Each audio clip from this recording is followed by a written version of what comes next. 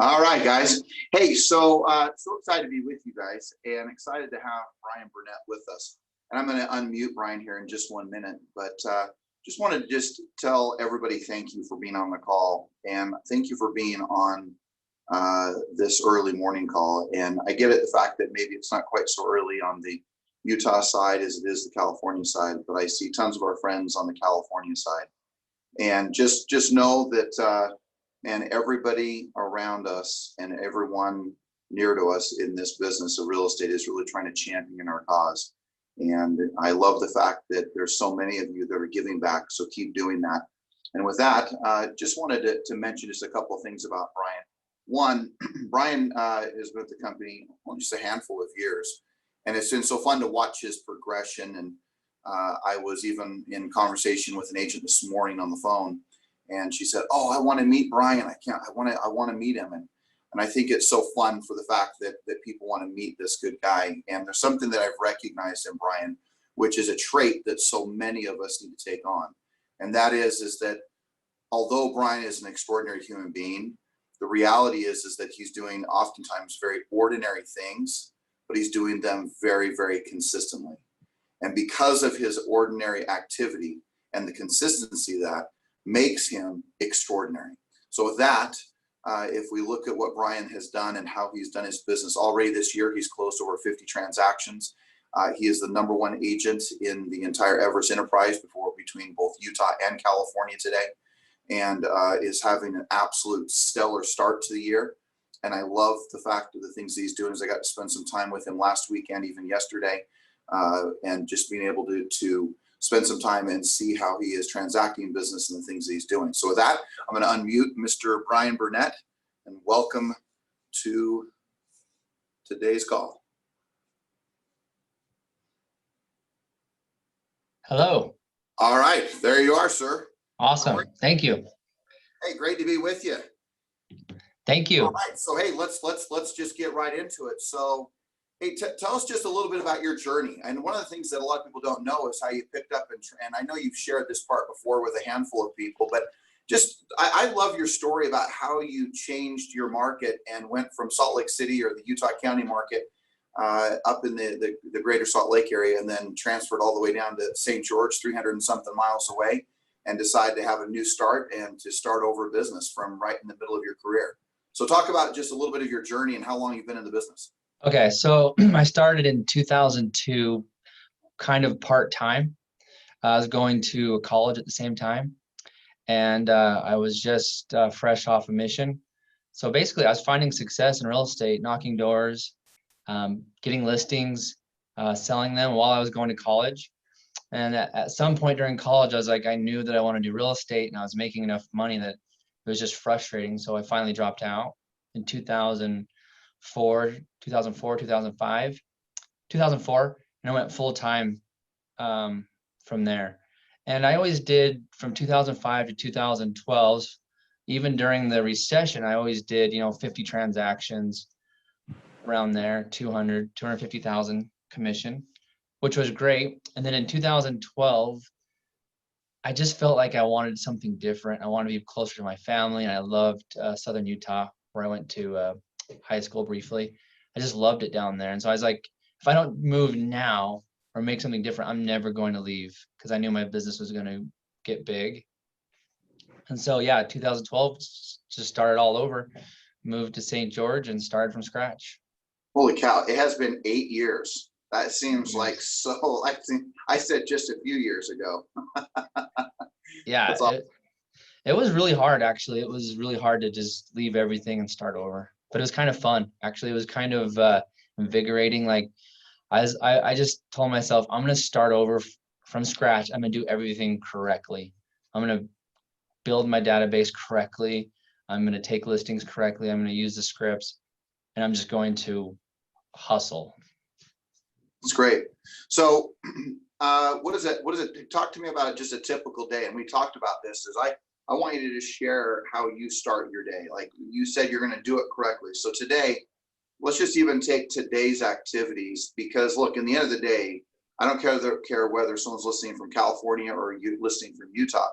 There is this absolute reality that we need to be at the forefront of talking visiting, speaking, and contributing to people's lives on a daily basis in our conversations. So for you, what is it? But let's just start off with the day. How does it start? What do you do from, I know we talked about meditation and things of that sort, but maybe you could even spend some time on that for a moment. I know that I got a lot of contacts yesterday from people asking the very thing that you sent me from Joe Dispenza and cool. the meditation. And I had a number of people ask for it. But talk about just your morning routine. Talk about your morning rituals. Okay, great. So like today I woke up at 4:30, which I always wake up at 4:30. I used to go to the gym at 5 and now I don't. I go to the gym at 2 o'clock. So my trainer can meet with me privately in the gym by ourselves. So I go at 2 o'clock because we can't go in the morning because they can't afford to put the lights on. So we go in the afternoon. So Okay. I still get up at 4:30 and then I go through my I do gospel religious study for about an hour now. I used to do 30 minutes and now I'm an hour. And Okay. then straight from there, I go into my meditation, which is about 27 minutes. About? It's right at 27 minutes for sure. I use Joe Dispenza. I got on Apple Music. It's a guided meditation. There's two, there's a morning and there's an evening. And for me, just a I've few been days doing that. I mean, I was listening to the introduction on that thing. It's solid. It is a great guided meditation. One that I'd highly recommend. Again, if anybody wants to text me, I gave my number. Most of you know it. I know that, and certainly happy to provide that to anybody that's out there. Yeah, I've been doing it every day for I think 3 years about now. Yeah, talk about the impact of meditation for you, because look, I mean, let's just take the last 3 years of or 4 years, probably 4 years of your income. You've gone from what? Like 4 years ago, you were earning how much? 2016, I made 575,000. Okay, so 2016, is that you said? 16. Okay, 2016, and then 17. 1 million. 18. 1 19. 1 4. Net. That's net. Yeah, that's your net. Yeah. So yesterday or Friday, I think you and I were talking, right? Thursday, you were talking about the impact of meditation in your approach to the business. Talk about why that's made such a difference. What is it that happens for you in that process? What do you think has brought you to a deeper understanding of what's possible? I mean, my goodness gracious, you've basically tripled your business over a 3 or 4 year period of time, which is incredible. And you're already on track. You've sold 50 plus homes already this year. You've made nearly $400,000, if not over. It's incredible to see what you've done just in the first 3 months of this year. Yeah, it's been a great start so far. So meditation, the process is the first part of the process is just kind of clearing your mind. We have all kinds of thoughts going through our head constantly, and you don't realize it until you start meditation of how quickly your mind is shifting to different thoughts constantly. It's crazy. And so you go to the first part of it, you just kind of clear your mind. You're just trying to get in tune with whether you believe in God or you believe in a higher being or whatever you believe in. There's some kind of natural force out there that you're trying to align with. You can feel it. And then the next part is I'm just envisioning exactly what I want my future to look like, whether it be my relation to God, my health, my family, my business, places I want to go and do and see and serve and give, charity. And I just feel like when you create that in your mind, you can feel what it feels like to already be there. It's as if you're living. When you're done with meditation, you're actually feeling as if you're already at that point. And if you're feeling that you're already at that point, you're going to act as if someone who is that person already. You are your future immediately. Well, and you hear Dr. Joe Dispenza, he talks about the fact that most people are living their lives looking at so many words in the rearview mirror and trying to drive forward in the visions of their life. And if you can shift your life to the visions of the future versus the past, life can be a lot better, right? Absolutely. Because a lot of things we don't repeat in the past. A lot of things we don't do. Lots of mistakes we've all made, and sometimes we are held back by our past. We're just keep living in that moment over and over, and it's place that you don't want to be. And if you're religious, I believe in Jesus, and I believe because of him, I can move forward. Like the past doesn't matter.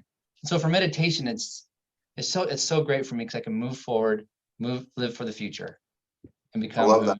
I want to be. So talk a little bit about, okay, so you get to the office, a little bit of like, do you write in your journal? Not lately. No, I do write down. I used to. I should get back. Every night I would write in my journal, but right now I write down my daily goals, my weekly goals, and my yearly goals. I write them down every day. Then Okay, so I also review my business plan. I speak to that a lot, right? That you know where you're going every single day. There's never a question of going, well, I'm not sure what I'm going to do today. I'm not sure what's going to happen this week. Like I know this almost seems laughable. We're talking about this between the two of us, but there's never a week that goes by that you don't know what you expect to have happen. Now, it may not happen, but you at least know what you intend to have happen, what you're expecting to have happen. You know where you're driving the car. Exactly. Yeah. Yeah, it's good. Okay, so talk a little bit about, just share with us just a little bit about your prospecting. Talk a little bit about what that's been looking like as of late and some of the things that you've ramped up, stepped up into. And let's also we'll talk a little bit about what your conversations are looking like right now. Yeah, Especially when I had a good conversation about the depth of those and how much deeper they've gotten. But talk they about are. yourself right now for prospecting for a minute. So I'm averaging like 60 contacts a day. So Okay. I'm prospecting 5 to 6 hours right now. So a lot of people are going to say, wow, that is so much prospecting. So Bryan, how do you, what counsel would you give to someone who's going to say, well, that's ridiculous? Well, what's ridiculous is not the fact that, I mean, look, the reason you're earning what you're earning is because of the amount of people you talk to. When you bring some skill sets to the table, right? You bring your activity level to the table and you're consistent with it. It's amazing what can be happening. I don't care whether it's Utah or California, because when I talk to the Tina Harris and the Bryan Burnetts of the world, and sometimes you'll go, oh man, do we have to hear from these guys? I mean, they're doing so much. I want someone who's doing, you know, a lot less so I can wrap my brain around it. But what you've been able to wrap your brain around is the ability to prospect 4, 5, 6 hours in a day. So how have you done that? What counsel would you give? Well, it's a lot easier now. There's really nothing else to do beside prospect. Right. This is true. This is true. There's nothing else to do. Right? I feel like you got to hit the morning. You got to hit the morning hard, like from 8 to noon. I prospect, so you can knock out 4 hours for sure at that point. Okay. And then in the afternoon, now it's pretty easy to get a couple hours in. And so when COVID started, I just immediately ramped up my prospecting from 4 to 6 hours. So once it started, you said, man, I'm going to increase it from 4 hours to 6 hours. And then you also did you increase just the hours, or did you increase an expectation of contacts? Expectation, yeah. So the first week I was like, I'm not going to be able to set any appointments. Kind of had a mindset issue. So I was just calling people for future business, calling my database, just checking in. And then a week ago, I was like, I just worked on my mindset. Now, okay, I got to set appointments every day. And so I have been, like, even before this call, I set an appointment this morning because I knew I had this call. So I got on early, set an awesome expired. That's great. So yeah, that's the point that I've been making over and over again. Homes are still expiring. For sale by owners are still coming up, not as many. There's just listed, there's just sold. There's your sphere of influence. The one thing I've also been championing, because we know we're going to see it, divorce attorneys, estate attorneys, bankruptcy attorneys that have business and deals to give out, which are, I used to, years ago, I had very good relationships in that arena. And I would always get these big time deals from these big time, high profile people. And it was a great experience, and just working even just with the other professionals in the legal industry specifically. So talk a little bit about what does a basic call look like to you today? Like, how are you addressing the call? So you talk to 60 people. Just give us a generalized, like, give us some skill sets. Talk to us about how you're approaching that. I try to be a very positive influence for everybody every day. So I have a positive mindset about the market. I look on the MLS every morning. I see how many homes went pending for the last 24 hours. So everyone I talk to, I say, you know, it's actually great. We had 25 homes go under contract. Homes yesterday went under contract. Yeah. How many did? It was like 25. 20 to 25 every single day. So 25 homes yesterday went under contract in St. George, Utah. Yep. I love it. I love it. Yeah. So I always start off with expireds. I start out, then I go for sell by owner, and then I'll do COI, past clients, and just listed, just sold. Just solds are fantastic right now because if you do make a sale, people will want to know about it more than ever. And then I call people that own, second. I believe everyone knows what just sold is, but you just sold. Let's just say either you or the company sold a property in a particular area, or any sale happened by anybody. Yeah. Frankly, it doesn't have to be from our company. An area that you want to call, and you're calling around that area. Yes. Okay, just come out. I know it seems obvious, but I am telling you, Brian, that the market has shifted so much that people haven't wrapped their brain around the idea that they can call just listed and just sold properties. Absolutely. Yep, that's great. I also do rental properties, second homes. So I have more numbers I can call in a day. So I'm never wasting time trying to figure out who to call. Okay. Are you using like a phone dialer that's dialing one call right after another, or are you the one pushing the buttons every time? Talk a little bit about technology you're using there. On expireds and for sale by owners and database, I hand dial. Okay. Just listed, just sold. So new expireds, new for sale by owners, you and your sphere, basically your centers of influence, you're hand dialing. Yes. Okay. And then on the other ones, you're doing a dialer. Okay. One at a time. Yeah, just one at a time. Just one after a call, after another, after another, after another. Okay. Yep. And there's a number of different services out there, from Mojo to phone burner to Arch Telecom to a number of them. Do you mind sharing which one you use? I use Vulcan. Vulcan, yeah, Vulcan's another one, right? Red X has now theirs, right? Vulcan has theirs. Land Voice probably even has theirs as a possibility. Okay, cool. All right, so talk more about the calls. You said they're easier and better, like just solds are better, you said, than ever before. What's about those calls that are different besides the fact that you sold something? What's different? Because you talked to me, and let me share where I'm going. I'm saying you talked about that the calls are much more in depth. It seems like you've talked about your sphere. You get to know more about them. You're hearing about their families. Like, speak to that for a moment. What do those calls look like? So on database, with the COVID, it's been a lot better opportunity to connect. So when I call a database, the question is, first of all, how are you and your health? How's your family? Of course. And they always ask how I'm doing, but I also ask, how's your business doing? What do you do for work? How's homeschool? How many kids do you have? Like, what does your wife do? What does she work? Is she home? So before you couldn't really, it was kind of weird to ask some of those questions maybe, but now you can really get more information. If you know information, if you know where they work, then on the next calls, hey, can you think of anybody at this place of business that's going to be moving or selling, or, you can just connect so much more. And then they always ask in the end, how's your business doing? How's your family? And that's when you can say, well, surprisingly, it's been really well. We had 25 homes sell yesterday in St. George. So if you know of anybody that still wants to do something, let me know.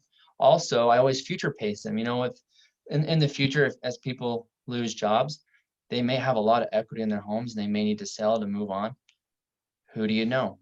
So just kind of like future pacing them, and the calls, everyone's home, so that it's easy to get a hold of people. Are you finding that you're getting more people home with less contacts to find more people to talk to? Yes, definitely. Calls to find more people to talk to? Yeah, down in St. George, there's a lot of older people, and they're all home, just sitting there. Right.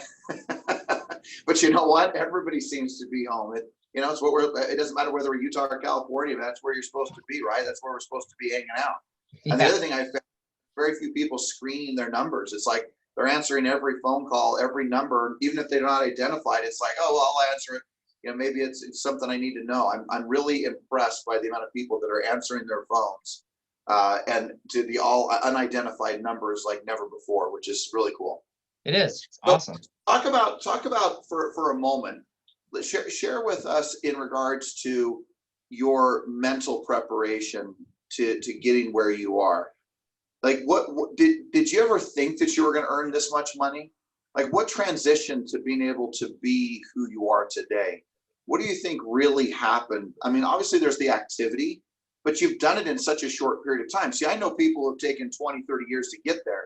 I mean, let's just be candid. You did this in less than 7 or 8 years. And if you start making $1 million, like picking yourself completely up, going to a whole different market, 4 or 5 years later, you're making $1 million a year. That's pretty incredible. I mean, that's not the norm. So bearing that that's not the norm, what do you think was abnormal about what you did? Because it's not normal what you did. I have to give a lot of credit to my personal coach, Steve Powers. You know, at 2012, I switched coaches at that point, and he kind of just opened my mind up to possibilities. When I was doing 50 deals, I always knew I would eventually do a lot more, but I would see people doing 150 and 200, and it was just like I couldn't even fathom, like, how are they doing that? Like, couldn't even comprehend it. And so then when I got with Steve, he's like, okay, here's the systems. Here's what you have to do every single day. And then when he made that clear, I was like, oh, it's just a System. it's just a system. It's a puzzle. That's all it is. And so that was a huge help. Look, let's speak to that. I mean, look, you know, we have our coaching thing. You've been part of Mike Ferry coaching. I have great reverence and gratitude for him. So Steve Powers has been your coach for the last, it sounds like 8 years. 8 years. So just speak to the importance of coaching. Speak to like what a difference it's made for you. It's everything. Like I would do, I don't know, maybe I'd do 40 deals maybe a year if I didn't have a coach still. Like just to have someone to report to every single week, be accountable to, and then someone who has done, you know, a lot of transactions himself, and then coaches people that are doing 200, 300, 500. Right. Every week I'm learning what to do next. Like, what's the next step? Love that. That's great, man. That's great. So if someone was struggling and they were really in a place where they needed to just change their whole mindset and their activity level, what counsel would you give to them? And I know that you're really far away from that, but just, you know, assume that someone's not obviously where you are. What would you tell them? What would you share with them? That's a great question. You can tell when you're calling people on the phone who's been listening to the news all day and who's not. Like, it's just immediate. And so I would, first of all, I'd say be really careful of what you're letting into your mind right now or anytime. So are you watching the news? No, I don't. No. Yeah, I don't either. Every now and then I'll check the headlines, maybe like just to see what's going on in Utah, if there's any shutdowns or anything. But I try to avoid all of that. And then I just, like we talked about, my morning routine, that once you set your morning up, it'll carry you through pretty much most of the day. So what if you have like someone who's, you know, sharing with you and says, well, I'm just not a morning person, or that's just not how I've ever done it. Like someone who really needs to break through, what's driven you to get up? I mean, come on, you're getting up at 4:30 in the morning and you have the COVID virus going on and people are thinking totally different right now. Like how do you break those patterns? How do you create a new pattern for your life? Oh, that's a good question. Because you're doing it, you've done it. I mean, you're a living example of creating better patterns, habits, and rituals. And you've created new structures for your life. How have you done that? What would you say has been some of the major reasons behind that? It's just been out of necessity, really, because I have 5 kids. I want to go home at a decent time and then spend some quality time with them. And so to be able to do all the things that I have to do in a day, all the prospecting, the appointments, the negotiations, that takes up a good chunk of the day right there. So if I'm going to work on my mindset, if I'm going to improve myself spiritually or whatever, it has to be done at a certain time. And the only way to fit it all in was to wake up at 4:30. So it became a necessity. It's just out of necessity. And so, what time do you typically go to bed? About 10 o'clock. Okay. 9:30, 10. Usually about 9:30 I'm shutting down. Yeah. So you're getting your 7 hours of sleep, give or take, right? Yeah. Okay, I love it.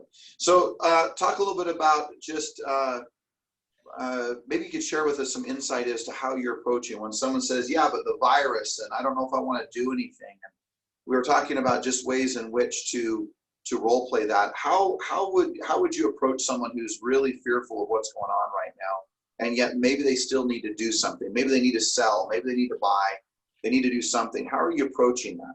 Well, I was given some objection handlers from different coaches, and you probably have some out. First part of the objection handler is just to acknowledge that where they're coming from, their fears are in a different market.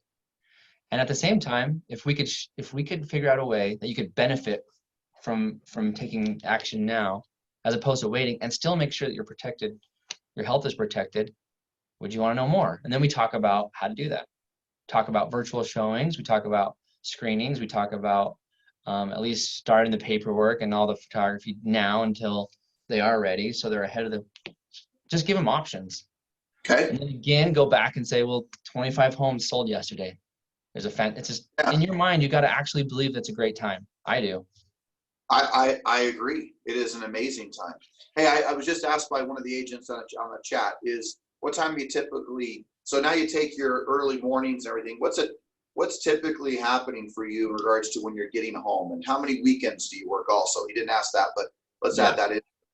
So how early are you getting home? How many late evenings are you working, and what are you doing on the weekends? I try to get home by 6 every day. And if you took 10 days out of 10 days, you're typically home by 6. By how many of those days? Probably 75%. Okay, so 7 or 8 days a week, or out of the 10 days, you're home by the 6 o'clock hour. Yes. Love it. I love it. And then now, how many? For the first last 5 years, I worked almost every Saturday, prospecting half a day. So you work till, we talked about that. You work till about noon on Saturdays, give or take. Yep. And now I'm trying to stay home and just prospect for an hour or so every Saturday morning and not come to the office. So an hour of prospecting on Saturdays, and that's pretty consistent? Yeah, Saturday's a great morning. You got new expireds. You've got people that are home you couldn't reach for FSBOs or expireds during the week, or maybe some database you couldn't reach. So I'll hit those and then I'll be home. Love it. I love it. Okay, so talk just a little bit about your future. Where's Bryan Burnett going? How many deals does Bryan do? How much money is he earning in the real estate sales side of it? So this year, 2020, the vision is 200 transactions, 1.6 net. And then I can definitely see myself going to 300 transactions. Okay. So you've built some of the way in which you've built a team, Bryan. What counsel would you give to someone who has a team, or how they're building a team? I mean, I know that you've studied this in great detail. I know you've made some recent changes to your team. What counsel would you give anybody in regards to team building, like when to build a team, how to build a team? What would be some of the first things that you might just recommend to them? Well, I know you guys have some great teams. My strategy is more listing based. So when I can provide enough listings that generate leads on their own, then I'll hire, and I don't have time to handle, then I get a buyer's agent. Okay. And right now, if I recall, you have 2 buyer's agents, right? Right now, we just brought on a third one. So yeah, we'll see how that goes. Okay. All right. So just brought on a third. And then for all the deals you're doing from an assistant standpoint, I know you have Tira, who's a rock star. How many you have, her and anybody else? Yeah, so I have 3. I brought in the third one because one of mine is going to retire this year, so I'll have the 2, and they're all really, really good. And then I have a from the assistant standpoint, or from the, that's buyer's agents. And so right now I have Tira, who's kind of like my main manager. She just kind of handles everything. I have a transaction coordinator, and we have a runner who's part-time. And then we had a listing coordinator, and we let her go just a couple weeks ago, just because we wanted to reduce costs over the next couple months and probably upgrade that position as soon as we're ready.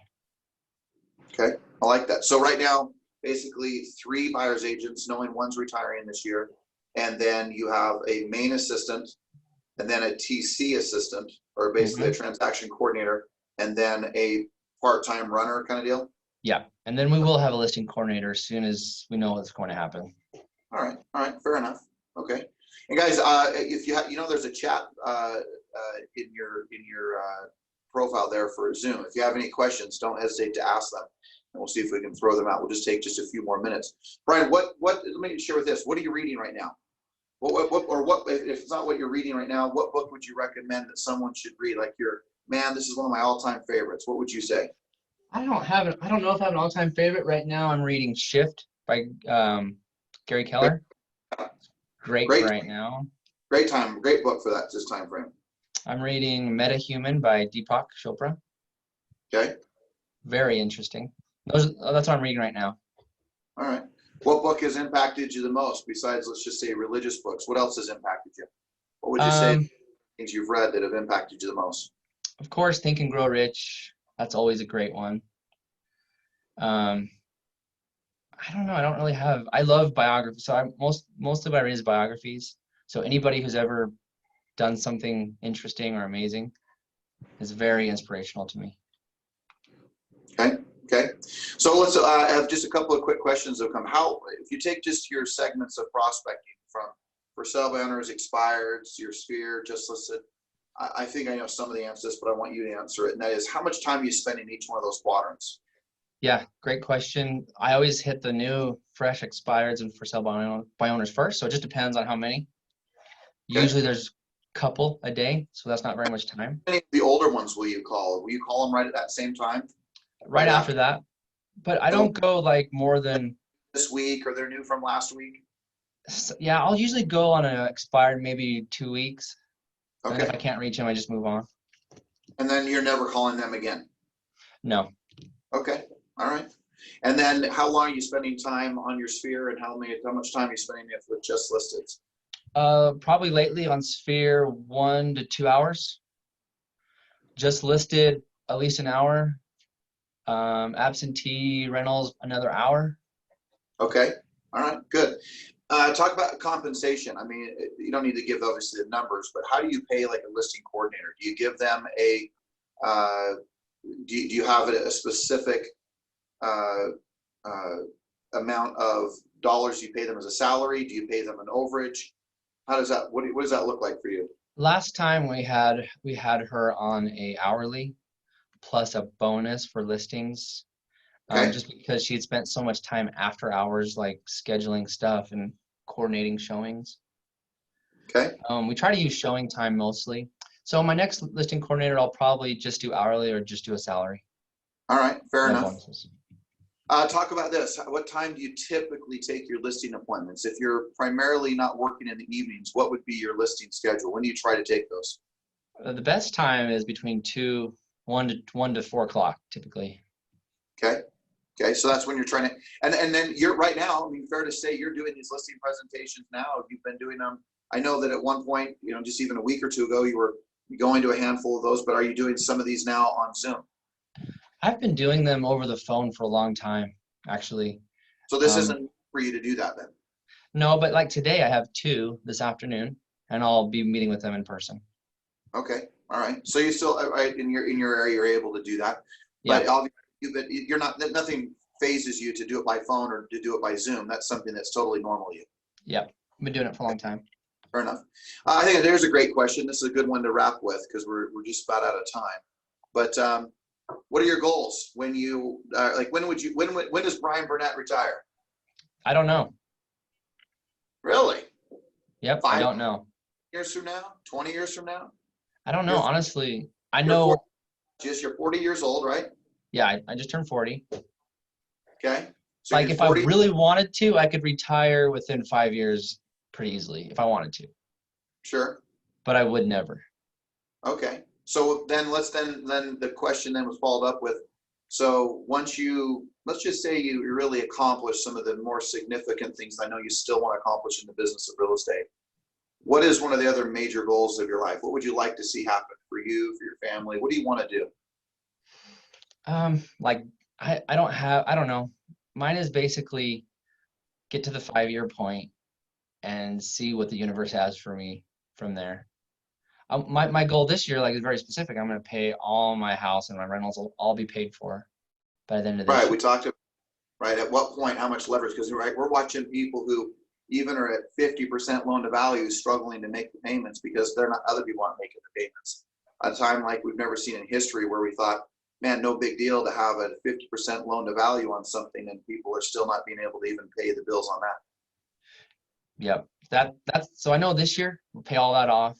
And then a couple years after that, I'll be investing heavily. My business runs on like a 20% expense rate. So it's pretty profitable the way that we Yeah. run it. And so at that point, after this year, I really won't need anything to live on off of my business. It'll all be from my passive. And so I can actually Love roll it. everything into investing. I love that. It's great. So that's why I say in 5 years I could be, but I don't know. My kids are 2 years old to 13. So You I would got a like while. I would like to spend more time with them, obviously after that, and I should probably think more about that. Well, I've talked about this with you. You're moving your kids now that are 13, and you're getting those teenage years, man. That's where, you know, this, you know, I've talked about this, but where all the sporting, all the major commitments. I mean, you're working so feverishly during these great times where, frankly, I can only speak to my own 5 kids. I'm just speaking for myself, but I realized that my availability in their teenage years was far more important than when they were really, really, really young, and that they needed that transition of saying, okay, hey, dad's here and we're doing these things together. So that's great, man. Yes. Hey, any closing thoughts? Any last, anything that's like you're burdened to tell us, to share with us? Any last counsel, any encouragement that you give to anybody? What would you say? I would just say that my heart, I'm just full of gratitude. Like everything that I've been blessed with, I'm just so grateful for. You know, I feel like I've been put in a position where at this point in my life, I'm not worrying about anything with COVID. And I can be a source of hope or a positive influence in someone's life. Because I feel like just through all the hard work and the coaching and the training and just being disciplined has put me to a point where I don't have to worry. I'm just so grateful. And so I just want to pass it on and be an influence.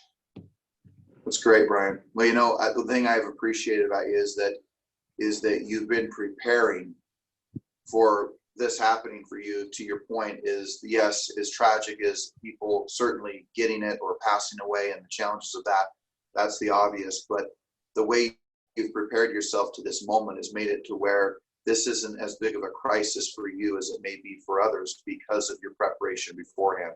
That when you could work normally, when you could make things happen normally, you were working very, very aggressively and very, very assertively.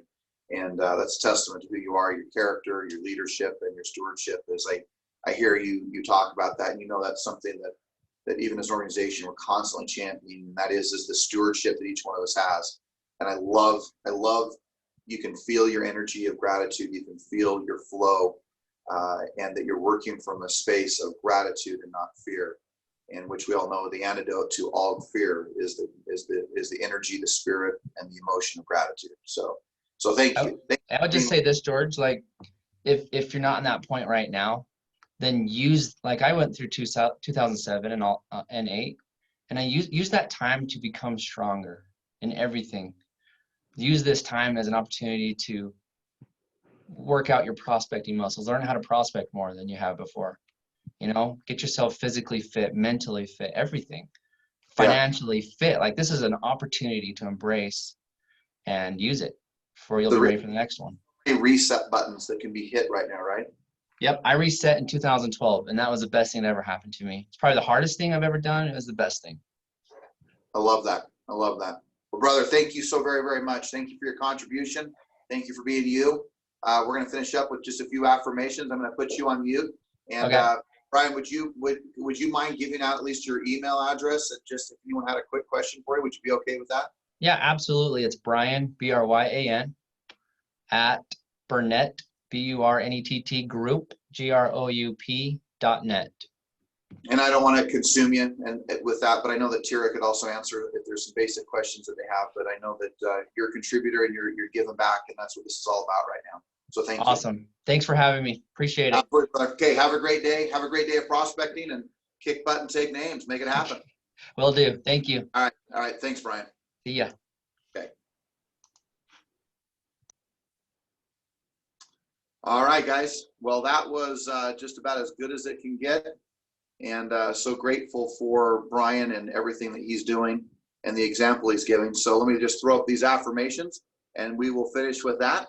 And guys, have a great day. There were so many golden nuggets to take away there. I hope that you took away some great things that'll help you improve your business and improve your life.